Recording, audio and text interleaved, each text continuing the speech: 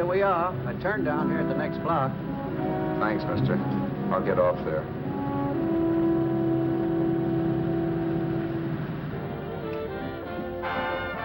Want anything else? No. Hey, you. Me? Yeah, you. Where you heading? East. Too bad. I thought if you was heading north, I might be able to help you out. I'm pushing the Salt Lake, and I don't like to ride alone at night.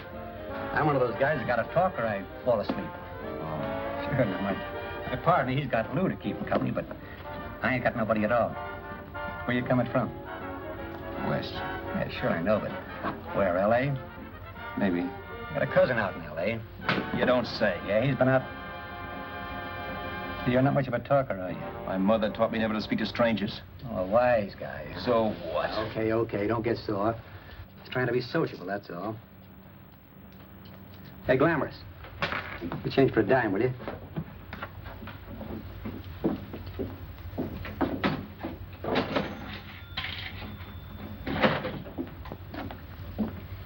Let's have something quieter this time, Joe. My head's splitting. Is that what's wrong with it?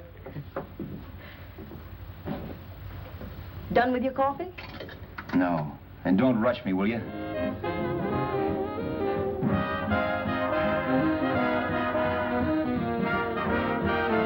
Hey, turn that off. Will you turn that thing off? What's eating you now? Yeah, what's eating you? That music, it stinks. Oh, you don't like it, huh? No, turn it off. Oh, wait a minute, pal. That was my nickel, see? This is a free country. And I play whatever I want to. Sure, and if you don't like it, you don't have to listen to it. And you can leave here anytime you want to. Okay, I'm sorry I asked. First good piece played tonight and you don't like it. Some people just ain't got any good taste.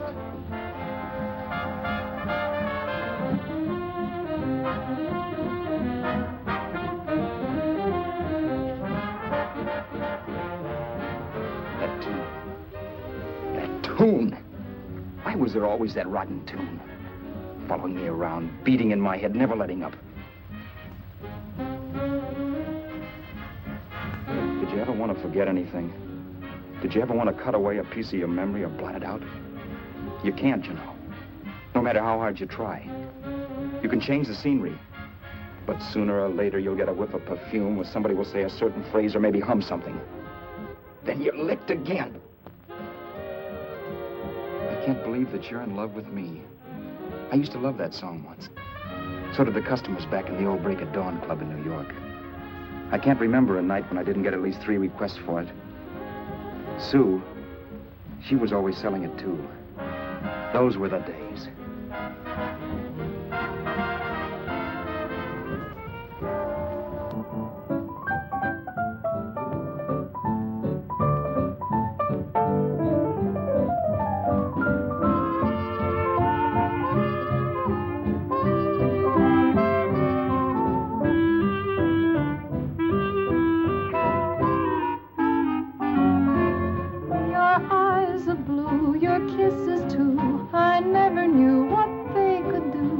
I can't believe that you're in love with me.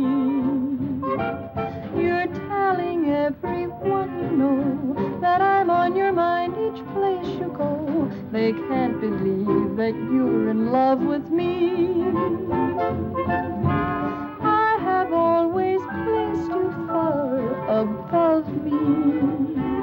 I just can't imagine that you love me. And after all is said and done, to think that I'm the lucky one, I can't believe that you're in love with me.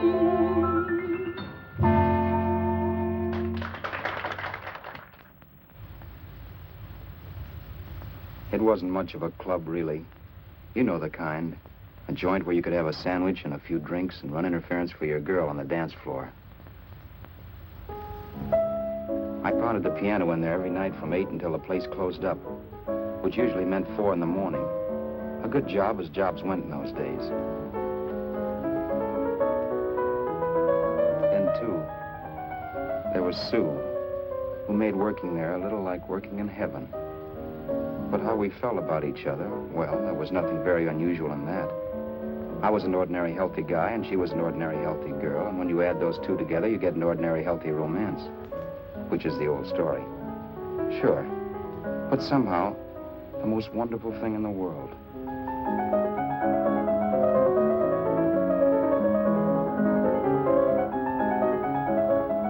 All in all, I was a pretty lucky guy.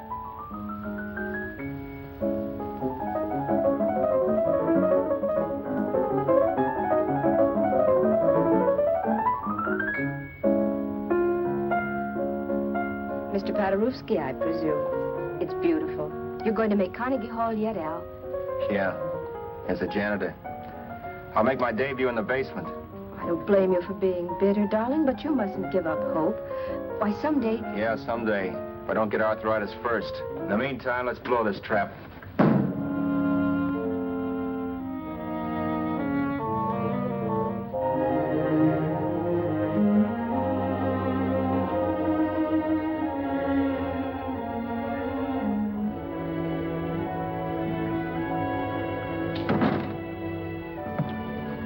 Like to get something to eat, hon? Oh, I don't think so, Al. I lose my appetite working in this flea bag. Let's go home. Okay. I can't stand much more of that dump. Did you see that drunk tonight trying to paw me? No, what drunk? Does it matter what drunk? Say, what's the matter with you tonight, darling? That's the third time you started to tell me something and then stopped. We shouldn't have any secrets from each other, Sue. Next week, we're going to make with the ring and the license. You and me will be a team. Yes, that's right. In the Bush League. I don't get you. We've been struck out. It's a funny way to talk, darling. Don't you want to marry me? Al, look, I love you. You know I do, and I want to marry you. But? But not now. Only after we've made good. Sunday, I'm going away. Oh, I know you'll think it's silly. That's why I hesitated to tell you. But I'm going to California. I want to try my luck in Hollywood. That's the most stupid thing I ever heard of. Don't you know millions of people go out there every year and wind up polishing cuspidors? I thought you had better sense. You sound as if you don't think I have any talent. That has nothing to do with it. I'll make out all right. Maybe. But what about me? Doesn't it mean anything to you that you're busting up all our plans? We may not see each other for years? It won't be that long. I thought you loved me. I do. You know I do. Well, here we are. Al. Al, why can't you see my side of it? I'm young. We both are, and we've got all the time in the world to settle down. Oh, really, darling, what I'm doing is the only sane thing to do. I hate the thought of being so far away from you, but we'll be together again someday. Maybe you'll decide to come out too later on. So long. Al, aren't you going to kiss me goodnight? Sure. Why not? Good night.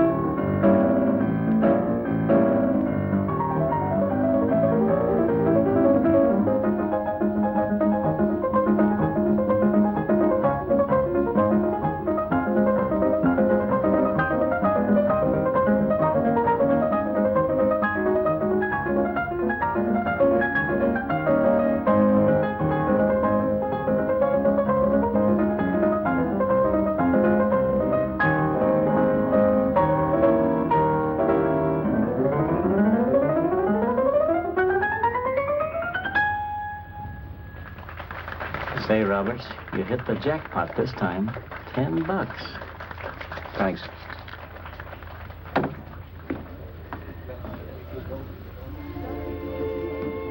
So when this drunk handed me a 10 spot after a request, I couldn't get very excited. What was it, I asked myself? A piece of paper crawling with germs. It couldn't buy anything I wanted. It couldn't... Then I thought of something.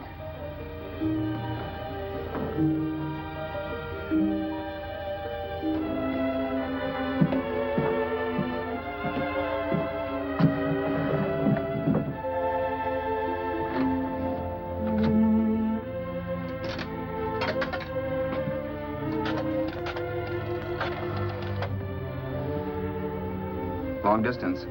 I'd like to put a call through to Los Angeles. Miss Harvey. Sue Harvey, Harvey. The number is Crestview 65723.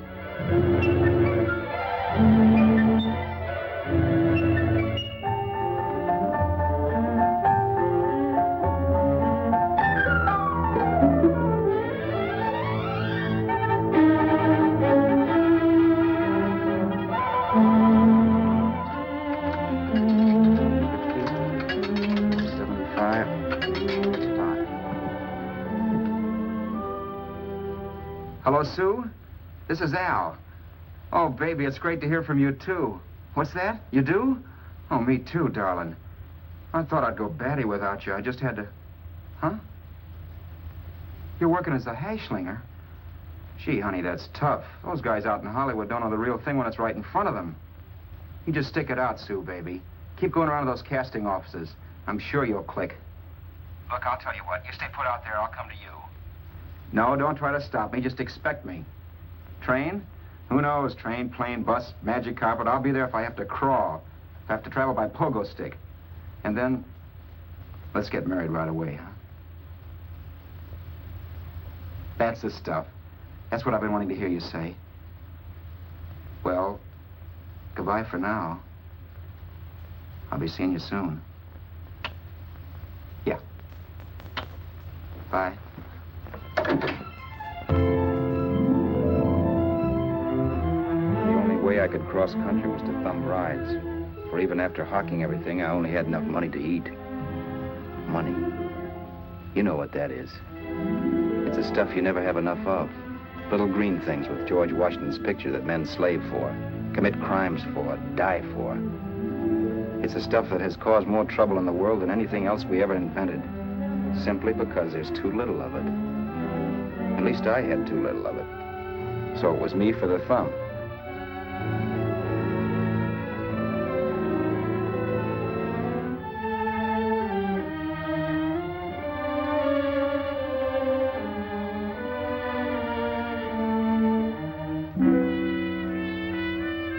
Ever done any hitchhiking?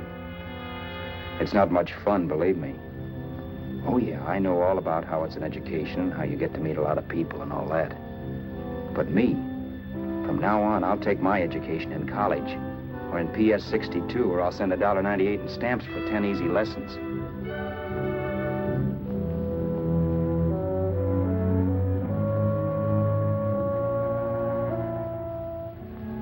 Thumbing rides may save you bus fare, but it's dangerous. You never know what's in store for you. You hear the squeal of brakes. If only I'd known what I was getting into that day in Arizona. Here, throw that in the back seat. Okay, let's go. Make sure that door's closed.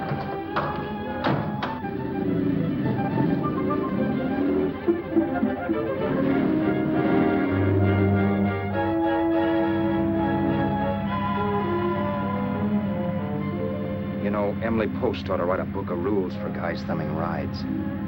Because as it is now, you never know what's right and what's wrong. We rode along for a little while, neither one of us saying anything. I was glad of that. I never know what to say to strange people driving cars. Then, too, you can never tell if a guy wants to talk. A lot of rides have been cut short because of a big mouth. So I kept my mouth shut until he started opening up. Hand me that little box in the compartment, will you, pal? Hold the wheel, will you?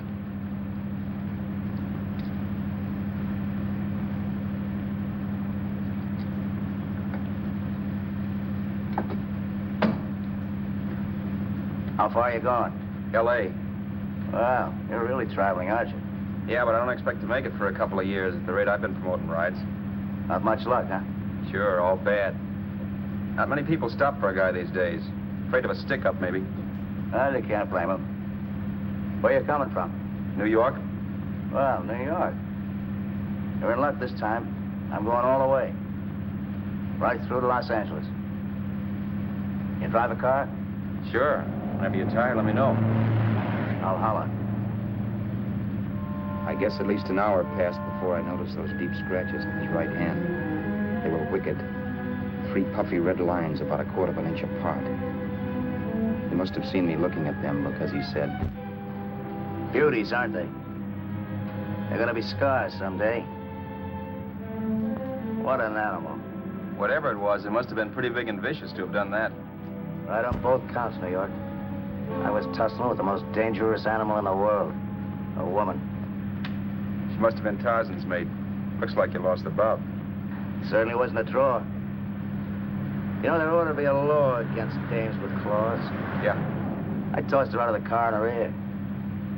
Was I wrong? Give a lift to a tomato, you expect her to be nice, don't you? Yeah. After all, what kind of dame's thumb rides? Sunday school teachers? Yeah.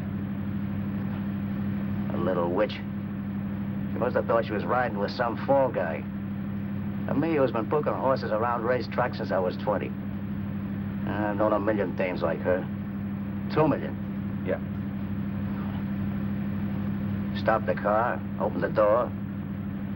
Take it on the Arthur Duffy sister, I told her. That's the stuff. As I was done, huh? But if you want to see a real scar, brother, get a load of this. Wow. I got that one dueling. Dueling? Yeah, we're just kidding, of course. My dad owned a couple of Franco-Prussian sabers. Kept them on the wall for decorations. Well, one day, the kid and I took them down when the old man wasn't around. Had a duel. He got me in the arm here. Pretty mean cut. Infection set in later. Yeah, I can see that. Now, give me that box again, will you? Yeah.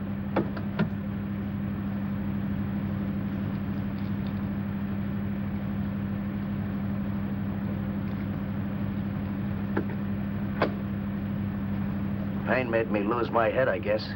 I began slashing. Before I knew it, I'd put the other kid's eye out. That was tough. Well, it was just an accident, of course. But you know how kids are. I got scared and decided I was going to run away from home. Old man almost caught me when I was packing my duds. The bloody rag I had wrapped around my wrist hadn't caught his attention. You'd seen the bundle for sure. But I beat it when he was phoning for a doctor. That was 15, 16 years ago. I haven't been home since. Pull in there for a bite or something, huh? a bite or something. Brother, was I hungry. I hadn't had anything in my stomach for hours. Yet even with that gnawing in the pit of my belly, I didn't want to be in too big a rush to put on the feed bag. First, I had to make sure this guy knew the score. If I got him down on me, goodbye ticket to Hollywood. I'll wait out here for you, mister. If it's the money, don't worry about paying for it. This time it's on me. Well, that's what... Haskell, think nothing of it. You make your first million, maybe you can do the same for me. Come on, New York. I gotta make the West Coast by Wednesday. There's a horse running at Santa Anita named Paradiesical. Means to order me if I'm on him. We'll make it all right. He did most of the talking during the half hour we were in the place. I ate. He rambled on about his old man, whom we hadn't heard from since he ran away as a kid. Now he happened to become a bookie. And then all about how he got rooked in Miami. One race, 38 grand. They cleaned out my book. How do you like that? That was tough luck. Yeah, and I'm supposed to be the smart guy. Well, you just wait. I'm going back to Florida next season with all kinds of jack. And you watch those stinkers run for cover. Want anything else? No, thanks. I've had plenty.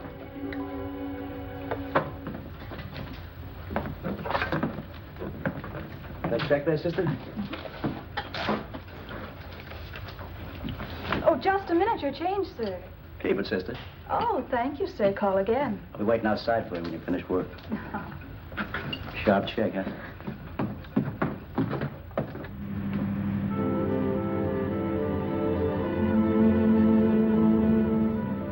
that night while Haskell slept like a log. After a while, I began to get sleepy myself. I was happy, though. Soon I'd be with Sue again. The long trip was practically over, and there'd be no more hoofing it down the concrete.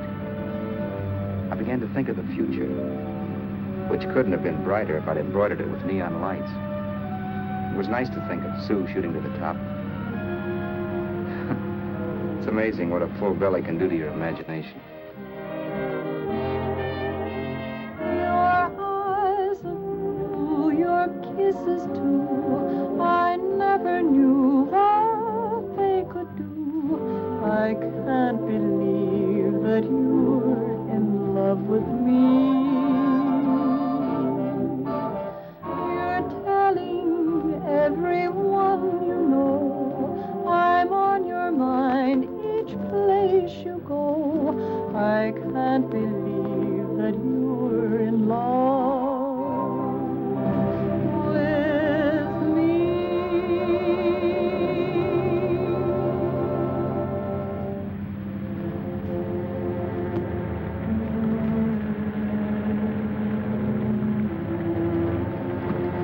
Mr. Haskell?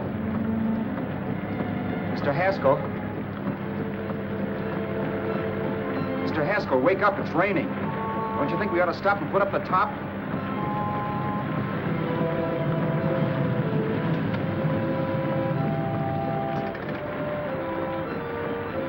Mr. Haskell, I'm going to put up the top.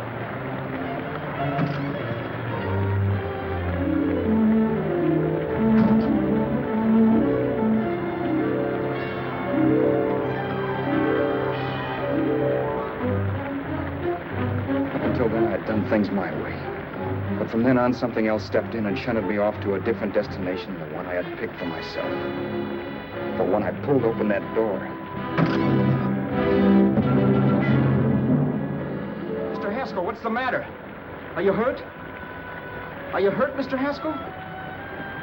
Start your sermon. I'll listen to it. But I know what you're going to hand me even before you open your mouths. You're going to tell me you don't believe my story of how Haskell died and give me that don't make me laugh expression on your smug faces. I saw at once he was dead, and I was in for it. Who would believe he fell out of the car? Why, if Haskell came too, which of course he couldn't, even he would swear I conked him over the head for his dough. Yes, I was in for it. Instinct told me to run, but then I realized it was hopeless. There were lots of people back down the road who could identify me. That gas station guy and the waitress. I would be in a worse spot then, trying to explain why I beat it. The next possibility was to sit tight and tell the truth when the cops came. But that would be crazy. They'd laugh at the truth. And I'd have my head in the noose. So what else was there to do but hide the body and get away in the car? I couldn't leave the car there with him in the gully. That would be like erecting a tombstone.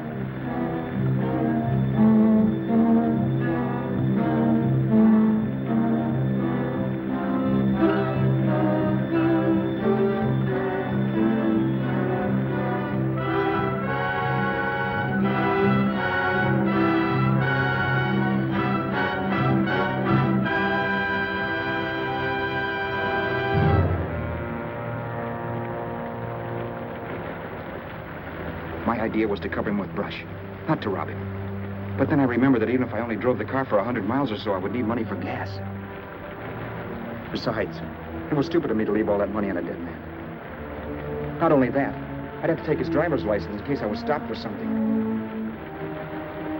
I didn't like to think about it, but by that time I'd done just what the police would say I did, even if I didn't. My clothes. The owner of such an expensive car would never be wearing them. Some cop might pull me in on suspicion.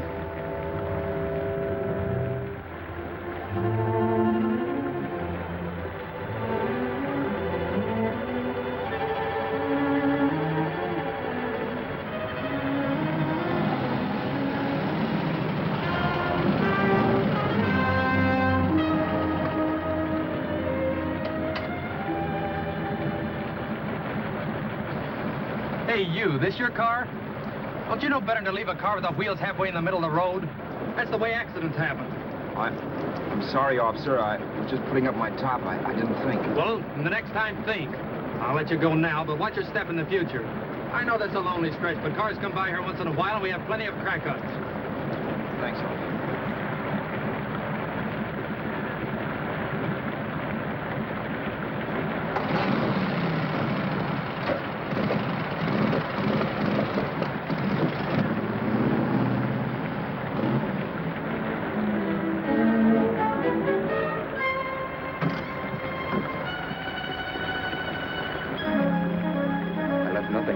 give me away as Roberts. If they found a dead man in the gully now, it would be me.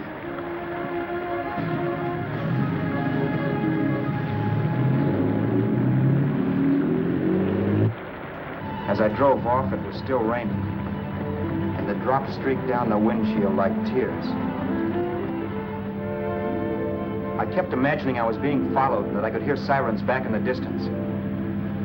Just how long it took me to cover the 60-odd miles to the California state line, I don't know. I lost all track of time. But the rain had stopped and the sun was up when I pulled up to the inspection station. Hello? Carrying any fruits or vegetables? No. Any livestock or poultry? No. I'd like to see your registration and driver's license, please.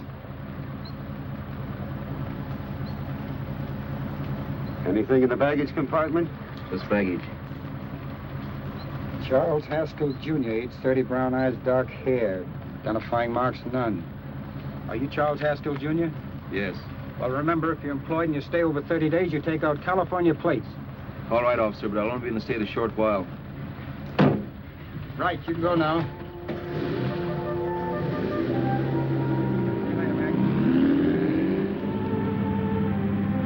I couldn't drive any farther without some sleep. Cops or no cops, I knew I had to hit the hay and hit it hard. I was dead tired.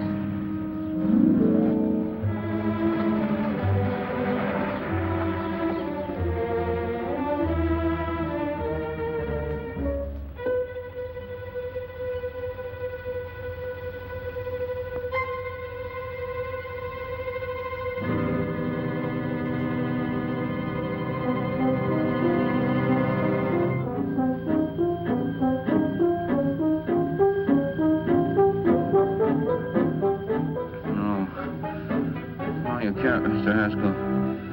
No.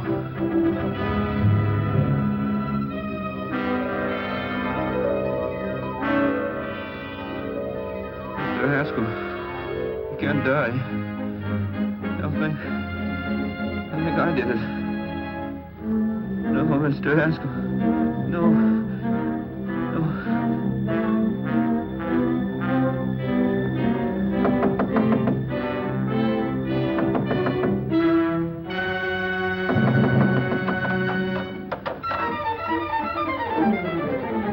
Who's there? It's the maid. Can I come in and clean? Later. In a half hour. All right, sir.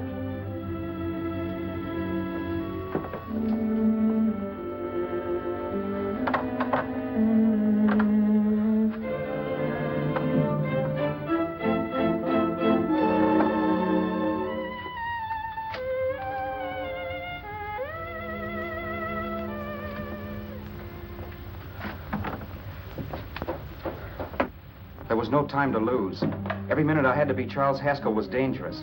And I'd have to be Charles Haskell until I got to some city where I could leave the car and be swallowed up.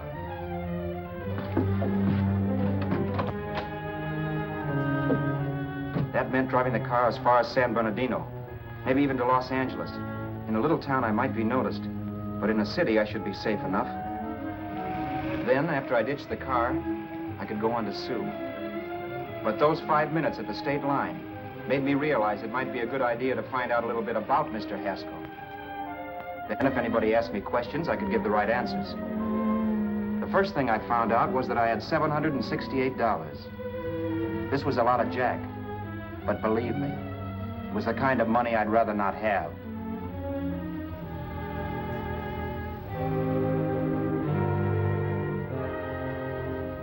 And then I found out from a letter Haskell was carting around in his bag that he wasn't the open-handed, easygoing big shot who went around buying dinners for strange hitchhikers. Before I got done reading it, I saw him more as a chiseler. It was written to his old man in California, the one he hadn't seen in so many years. In it, Haskell posed as a salesman of hymnals, of all things. It was easy to see where Haskell expected to raise a new stake for his book in Miami by rooking his old man. That was about all I found out from his effects, and it was enough. I told myself, maybe old man Haskell was lucky his son kicked off. He would never know it, but it saved him from taking a flyer in Sacred Literature Preferred.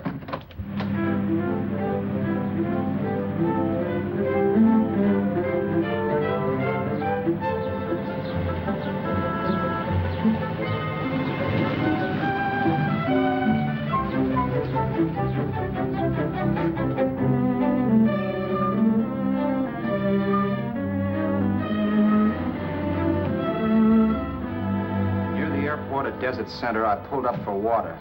There was a woman. Hey, you! Come on if you want to ride.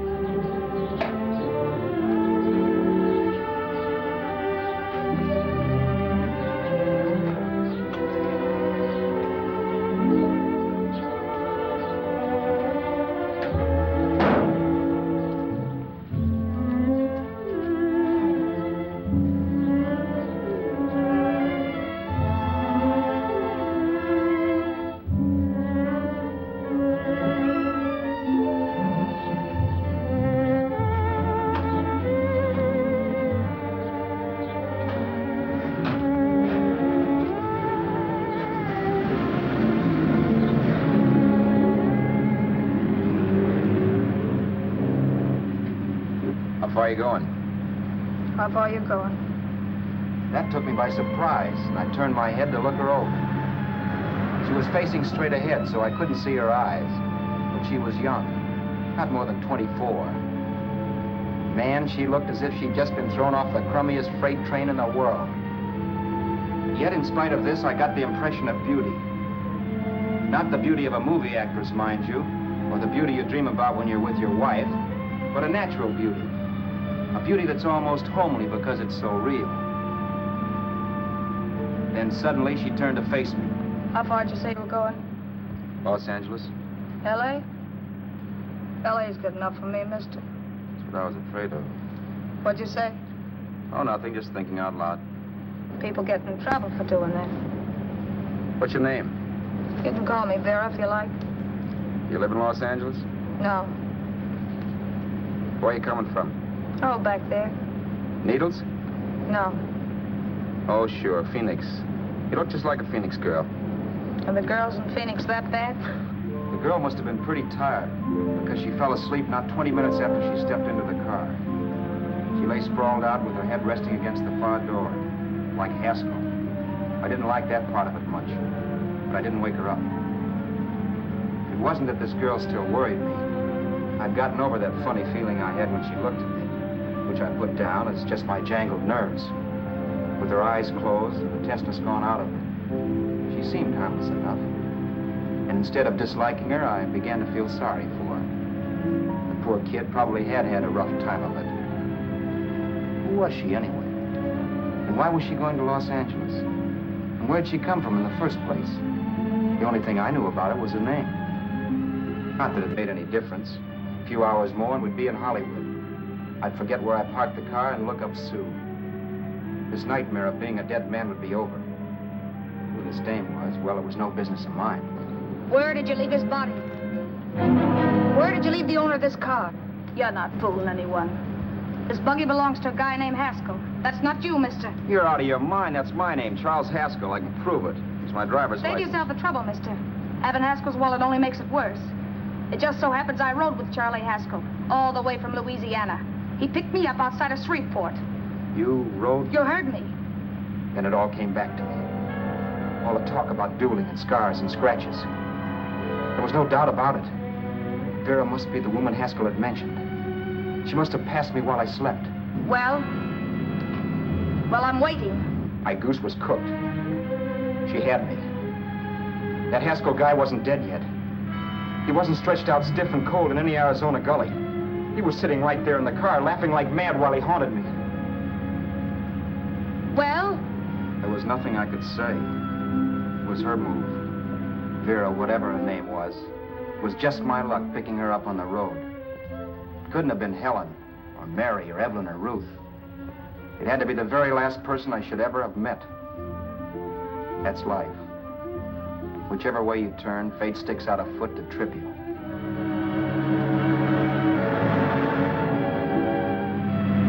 I told her everything. everything, but she didn't believe my story. I should have saved my breath. That's the greatest cock and bull story I ever heard. So he fell out of his car. Say, who do you think you're talking to, a hick? Listen, mister, I've been around, and I know a wrong guy when I see one. What'd you do, kiss him with a wrench? Now, wait a minute. What I told you was true. You see, that's why I had to do it. You think I killed him. Well, the cops would have thought so, too. Yeah, well, maybe they still think so. What makes you so sure I'll shut up about this? Vera, I'm innocent.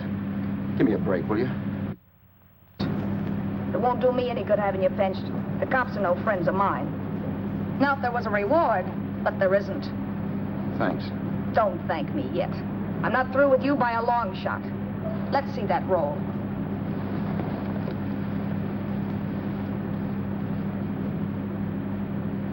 Is that all Haskell had? Isn't it enough? No, I thought he had more. Not that I know of. You can search me if you think I'm holding out on you. Well, maybe I will at that. He told me he was going to bet $3,000 on a horse named Paradisical on Wednesday at Santa Anita. He was stringing you along. He meant 300. Maybe. Sure, $3, 300. He was a piece of cheese, a big blowhard. Listen, mister, don't try and tell me anything about Charlie Haskell. Remember, I knew him better than you did. Okay, then you knew he was a four-flusher. That explains the $3,000 bet. I'm not so sure he didn't have that $3,000. Why should I believe you? You got all the earmarks of a cheap crook. Now, wait a minute. Shut up. You're a cheap crook and you killed him. For 2 cents, I'd change my mind and turn you in. I don't like you. All right. Don't get sore. I'm not getting sore. But just remember who's boss around here. If you shut up and don't give me any arguments, you'll have nothing to worry about. But if you act wise, well, mister, you'll pop into jail so fast it'll give you the bends. I'm not arguing. Well, see that you don't. You know, as crooked as you look, I'd hate to see a fella as young as you wind up sniffing that perfume that Arizona hands out free to murderers. I'm not a murderer. Of course you're not. Haskell knocked his own head off. He fell, that's how it happened, just like I told you. Sure, and then he made you a present of his belongings. I explained why I had to do that. Doesn't make a difference one way or another. I'm not a mourner. I liked Haskell even less than I like you. Yeah, I saw what you did to him. What do you mean? Those scratches on his wrist. Sure, I scratched him. I'll say you did. So your idea was to drive the car a little way, maybe into San Bernardino, and then leave it. You weren't going to sell it? Sell it? You think I'm crazy? Somebody else's car? See, all I want to do is leave it somewhere and forget I ever saw it. Not only don't you have any scruples, you don't have any brains. I don't get you. Maybe it's a good thing you met me. You'd have got yourself caught, sure. Why, you dope. Don't you know a deserted automobile always rates an investigation? Huh? Look, the cops find a car. Then they get curious. They wonder where the owner is. So, all right, they don't trace Haskell. They trace you. I never thought of that. The only safe way to get rid of the car is to sell it to a dealer. Get it registered under a new name. Say, stop at the next store. I want to get a bottle and do some shopping before we hit L.A. Okay. As soon as we find a place, I'll drop you off and pick you up later. Nothing doing. You're coming in, too. From now on, you and I are like the Siamese twins. Have it your way, but I don't get the point. The point is, I don't want you to get lost. I'm not going to beat it if that's what you're afraid of. I'll say you're not. Well, I'm going to see that you sell this car so you don't get caught. Thanks. Of course, your interest wouldn't be financial, would it? You would want a small percentage of the profits. Well, now that you insist, how can I refuse? 100% will do. Fine. I'm relieved. I thought for a moment you were going to take it all. I don't want to be a hog. A few hours later, we were in Hollywood. And I was recognizing places Sue had written about. It struck me that far from being at the end of the trip, there was a greater distance between Sue and me than when I started out. Vera wasn't kidding with that Siamese twins crack. She rented a little apartment as Mrs. Charles Haskell. When I objected to this, she explained that it was on account of the car. A dealer might think something was funny if he called and found we were using different names.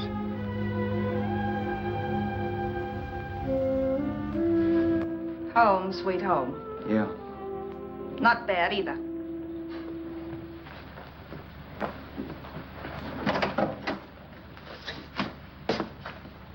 In case there's any doubt in your mind, I'll take the bedroom.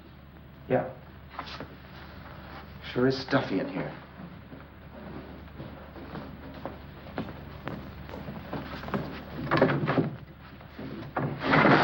Keep the window shut.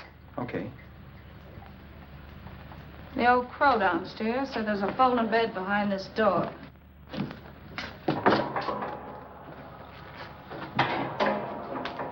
You know how to work it?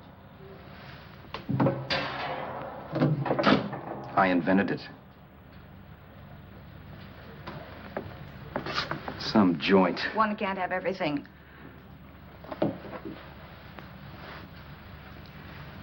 I'm first in the bathtub. I don't know why, but I figured you would be.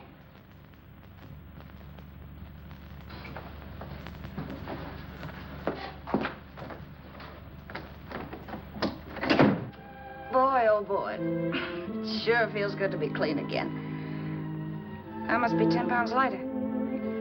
You must be. Well, hitching rides isn't exactly the way you keep your schoolgirl complexion. I wish that guy with the sacks would give up. Gets on my nerves. Forget it. Have a drink. Aren't you afraid I might take you up on it? If I didn't want to give you a drink, I wouldn't have offered it. Why be a sorehead, Roberts? You got yourself into this thing. You should be grateful I'm not turning you in. Why, if I wasn't regular, you'd be in the pen this minute, being photographed, fingerprinted, and being pushed around by the cops. So cheer up. Get rid of that long puss. Or is your conscience bothering you?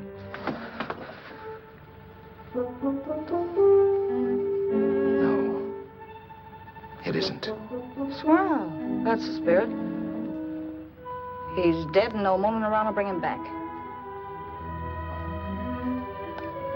Anyway, I never could understand this worrying about something that's over and done with. Now, look, Vera, for the last time, I didn't kill him. Haskell was a sick man. Maybe he was dead before he fell out of the car. I don't know. Sure. He died of old age. All right. So if it'll make you sociable, you didn't kill him.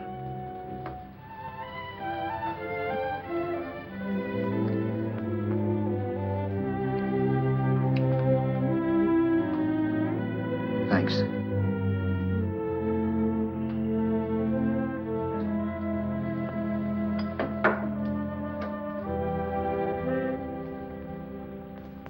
We're out of liquor, Roberts. Yeah.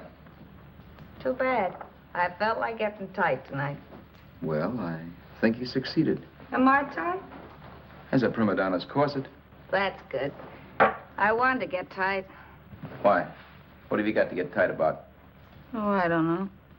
Few things. You should have my worries. If I had your troubles, I'd stay sober. And I've got the key to that door. Yeah. Maybe you're right. I'm always right. You know, I don't like your attitude, Roberts. Well, there's a lot of things I don't like. Sure. But life's like a ball game. You gotta take a swing at whatever comes along before you wake up and find it's the ninth inning. You read that somewhere. That's the truth, Roberts. All you do is bellyache. Taking it easy and, well, trying to make the best of things. But maybe that's what's wrong with the whole world. Get the professor. People knock themselves out trying to buck fate. Now, take you, for instance. You're lucky to be alive. Why, suppose Haskell had opened your door. You'd be playing a harp now. Think of that. You think of it. I'm tired of thinking. There's plenty of people dying this minute. I would give anything to trade places with you.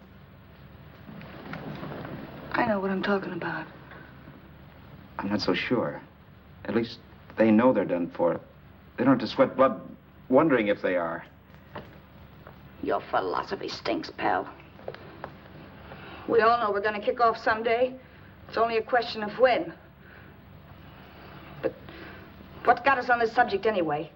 We'll be discussing politics next. Yeah. Where'd you hide the butts? On the table, sucker.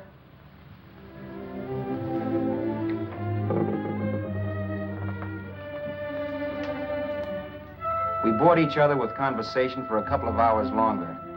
Every 5 minutes, one of us was wishing we had another bottle or a radio or something to read. Then finally, we ran out of chatter. I know it's only 11 o'clock, but I want to get up early and make the rounds of the used car lots. No hurry about that. We got all the time in the world. Maybe you have, but if you think I want to stay cooped up in this place any longer than I have to, you're batty. It's not a bad place. Pay plenty for diggings like this in New York. I wouldn't like it if it was the Ritz.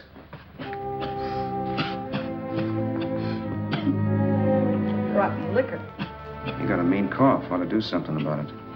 I'll be all right. That's what Camille said. Who? Nobody you know.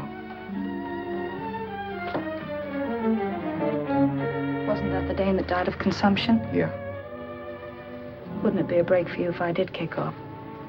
You'd be free with all Haskell's dough and car. I don't want to see anybody die. Not even me. Especially not you. One person died of me.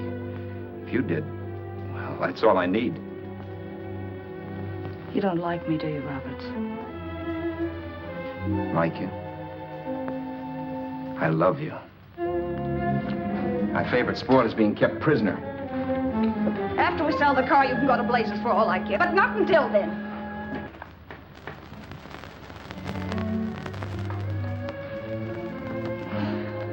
I'm going to bed.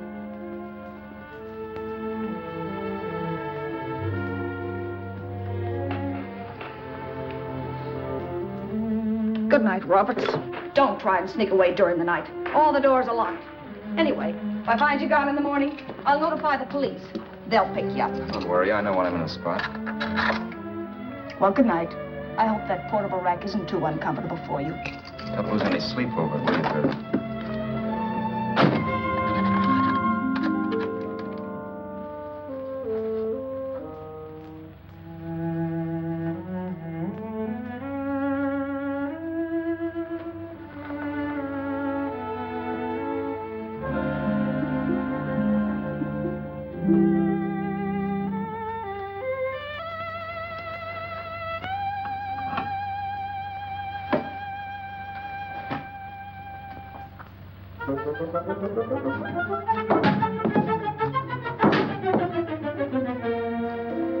Crestview. 6, 5, 7, 2, 3. Hello? Hello? Hello? Hello?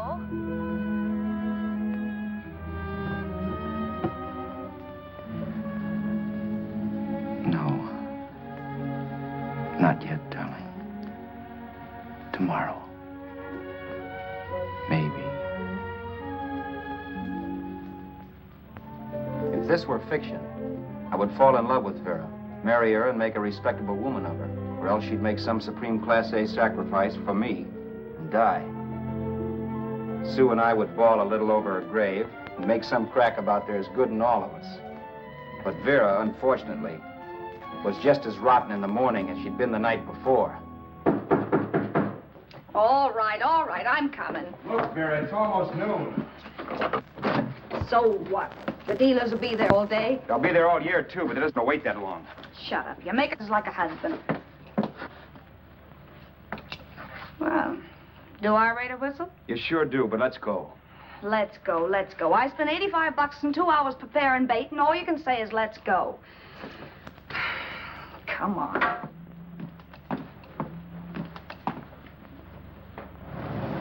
We passed a few used car lots last night down this way. What do you think we can get for this heap? I don't know. Plenty. You let me handle everything. Think we can get $2,000? I don't know, but don't worry. I'll squeeze as much out of this guy as I can. If I let it go cheap without a fight, he might think we've stolen the car. And listen, don't make any slips and call me Roberts. That'll cook us. I don't need you to tell me that. You better just sit by and keep your mouth closed. Remember, we're both in the soup if anything happens. Forget it and drive. You're my wife, Vera Haskell. Look, after the deal's closed, let's go back to that place on Hollywood Boulevard where I saw the fur jacket. I want to buy it. After the deal's closed, I'm saying goodbye to you. That's right, I forgot. I guess I'm getting kind of used to you. Well, that's a habit you can start breaking. Let's try this place in the middle of the block.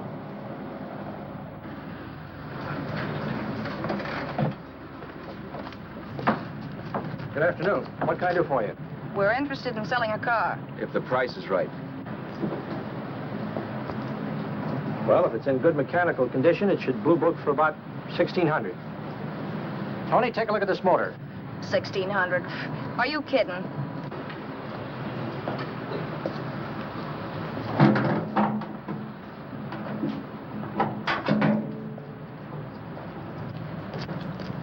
Well, maybe 1850. Before I let it go for 1850, I'll wreck it and collect the insurance first.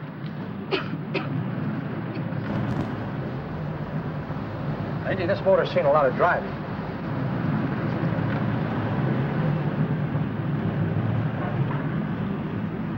Well, the mechanic inspected the car. We haggled. At last, when we were all worn out, we hit a compromise. His price. Okay, it's a deal. All right, come in. We'll sign the papers. I have the ownership papers right here with me. Look, Vera, in the meantime, will you clean the dash compartment? There may be some stuff in it. All right, darling. $1,850. That dirty crook.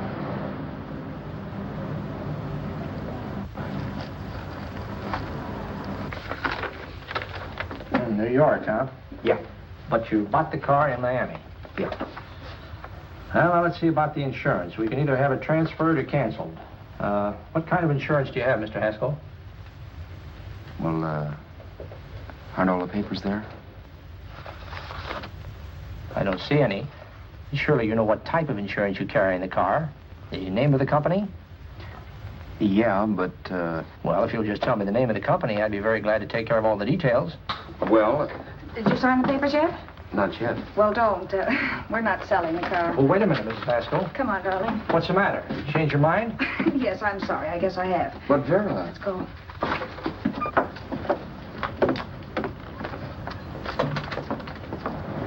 You got me out of a tight spot, Vera. But I still don't understand all this. You will in a minute. I almost threw away a gold mine. 1850 isn't to be sneezed at. The car doesn't book for as much as I thought. We're not selling the car. You want to keep it. Now, wait a minute, Vera. You said yourself I wouldn't be safe until the car was in someone else's name. I'd like to be free of this mess when I go. That's just it, Roberts. You're not going. There's a drive-in at the next corner. Pull in there and we'll get a bite to eat. And I'll explain. What is this, another one of your brilliant ideas?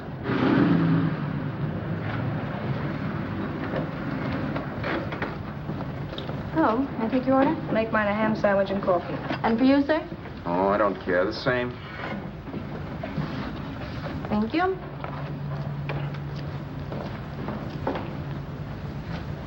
Get this, Vera.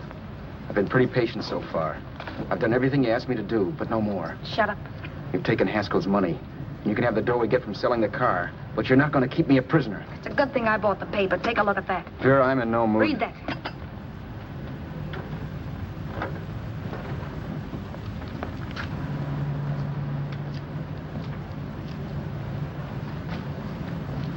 No. Yes. No, I won't do it. Yes, you will. You think I'm crazy? It's impossible, I tell you. Excuse me.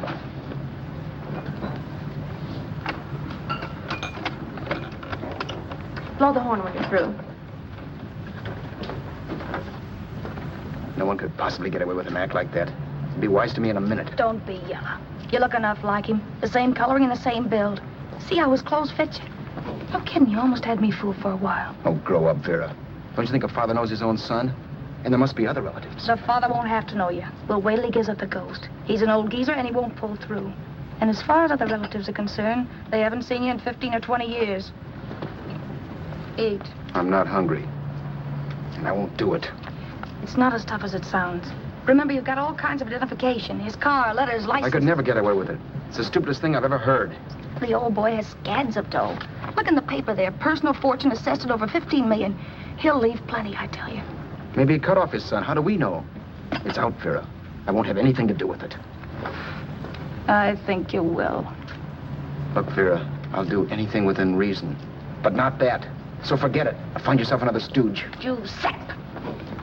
You'll be fixed for the rest of your life as Charlie Haskell. You can take your inheritance and go away. No more worrying about the rent, no sweating, scheming, wondering where your next meal's coming from. Think about that, Roberts. Vera, please, you're talking too loud.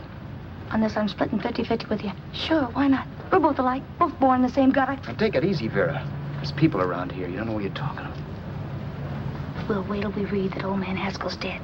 Then you show up. Like you read in New York that he was sick. No. Suppose he doesn't die. He will. I know he will. Something tells me. But as much as I insisted I would have no part of her scheme, Vera was taking it for granted I would. Neither of us had our mind on the cards as we played that night. I knew we were just trying to kill time between newspaper editions. This was a death watch for Vera. Maybe it was for me, too. Don't you realize if I'm caught, they'll want to know where I got the car and stuff, and they'll have me on a murder charge. If you're smart, you won't get caught. Try not for 7. And if I'm caught, don't you realize you'll be out, too? 18 points. That gives me 30. How will I be out? You'll be out $1,850 we would have gotten on the car.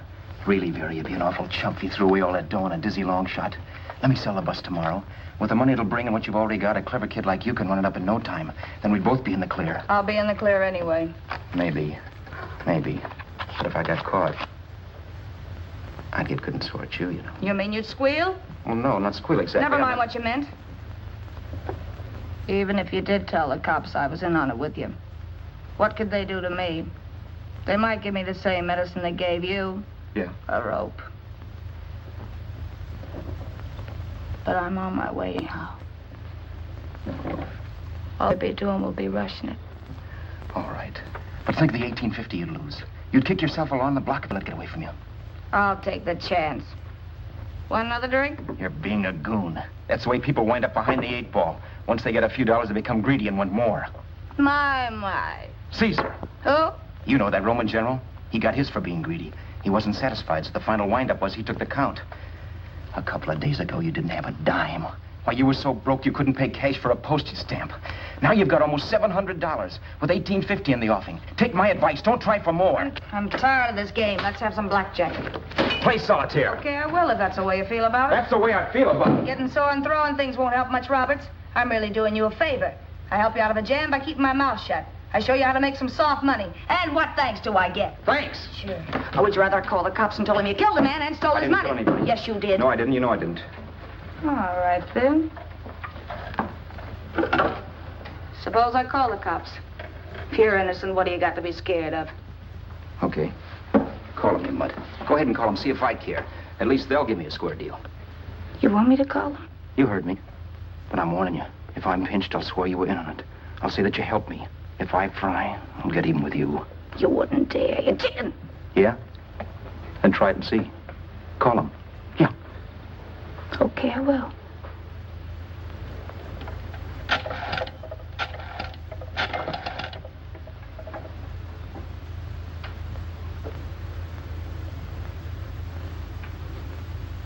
Information? I want the number of the Hollywood police station.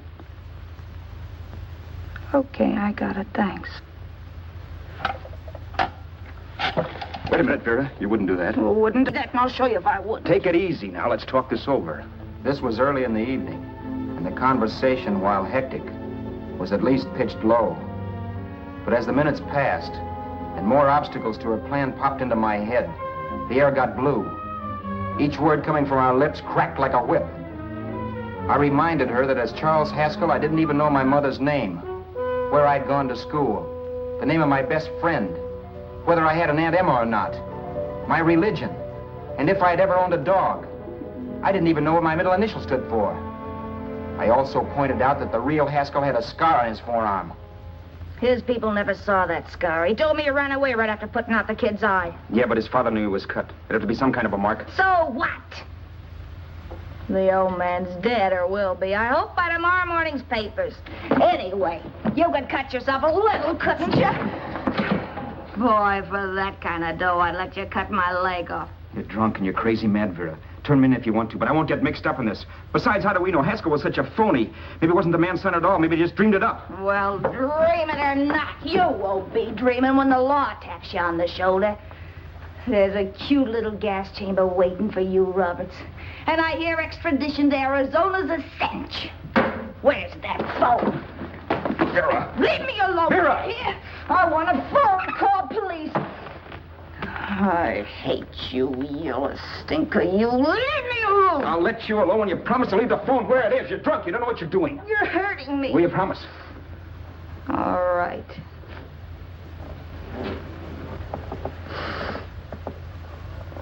You hurt me. I'm sorry, but... And it's hot in here. Open up a window. It's not hot. Don't tell me. Now, do you do it or do I do it? You're no gentleman, see? Yeah. All right. I'll open up the window.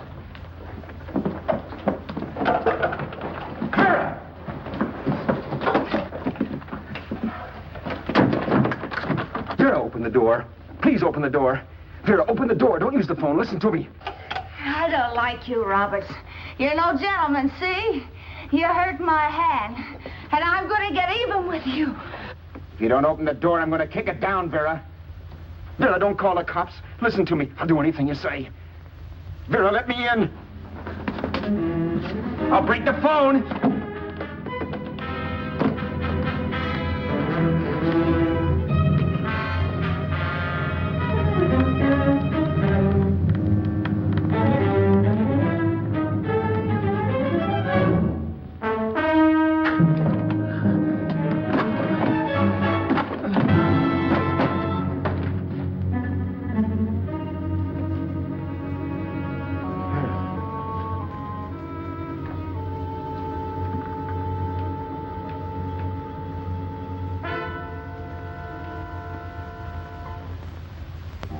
The world is full of skeptics. I know. I'm one myself. In the Haskell business, how many of you would believe he fell out of the car? And now, after killing Vera without really meaning to do it, how many of you would believe it wasn't premeditated? In a jury room, every last man of you would go down shouting that she had me over a barrel and my only out was force. The room was still. So quiet that for a while I wondered if I had suddenly gone deaf. It was pure fear, of course. And I was hysterical, but without making a sound. Vera was dead, and I was her murderer. Murderer? What an awful word that is. But I'd become one. I'd better not get caught. What evidence there was around the place had to be destroyed. And from the looks of things, there was plenty. Looking around the room at things we'd bought was like looking into the faces of 100 people who had seen us together and who remembered me. This was the kind of testimony I couldn't rub out. No. I could burn clothes and hide bottles for the next 5 years. There'd always be witnesses. The landlady, for one. She could identify me. The car dealer, the waitress in the drive-in, the girl in the dress shop, and that guy in the liquor store.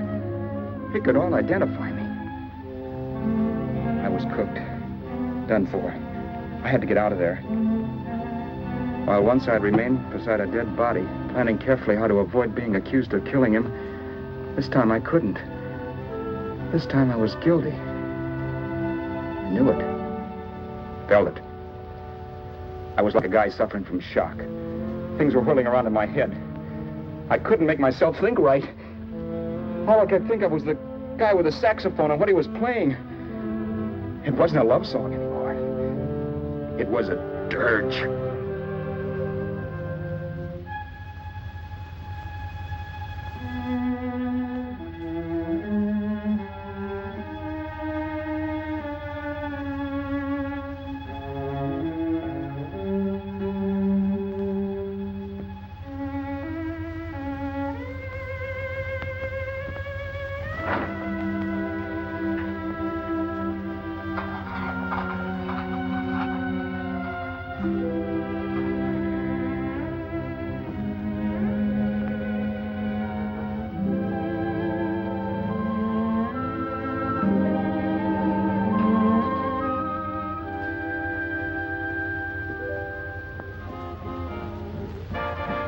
My problems weren't solved.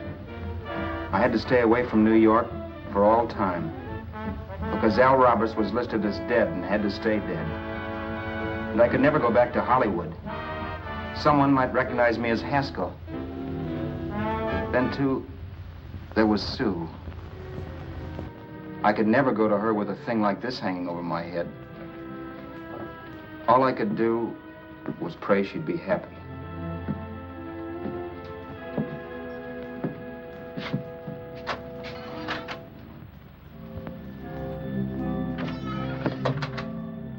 I was in Bakersfield before I read that Vera's body was discovered, and that the police were looking for Haskell in connection with his wife's murder. Isn't that a laugh? Haskell got me into this mess, and Haskell was getting me out of it. The police were searching for a dead man. I keep trying to forget what happened, and wonder what my life might have been if that car of Haskell's hadn't stopped. But one thing I don't have to wonder about. I know. Someday a car will stop to pick me up that I never thumbed.